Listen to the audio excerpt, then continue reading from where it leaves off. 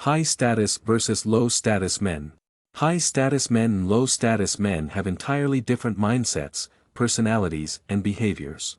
High status as it relates to love dynamics means that a man has access to optionality and ubiquitous sex, acts on his own intentionality and is unreactive to external forces acting upon him.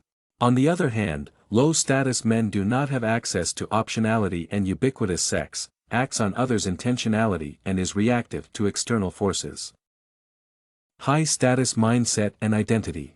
It is absolutely essential for the male to do the work on mindset and identity to transition from beta, needy and supplicating, to alpha, non-needy. This means moving from low status to high status. High status men integrate with and display the masculine personality and thus gain access to ubiquitous sex. They fulfill their wildest dreams for their love lives. Changing your mindset and identity begins with knowledge. Knowledge of love dynamics, the topic of this book and course. High status men and earned virtue. High status men, alphas, that have access to ubiquitous sex do not assume virtue onto girls unearned. Earned virtue is femininity and feminine behavior. Since they have access to optionality regarding sexual partners, high-status men develop a challenging unattached personality, aka the masculine personality that does not supplicate or certainty seek. They enjoy qualifying girls and do not develop one-itis for girls by projecting virtue onto them unearned.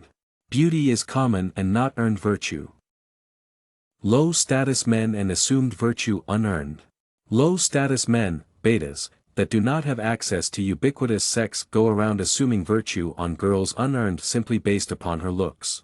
They assume virtue on her, develop one-itis for her if she shows him any attention and then orbits around her. This leads to suffering and more scarcity. Since betas do not have access to optionality in ubiquitous sex, to them, beauty is scarce. He projects virtue onto her simply as a function of her looks.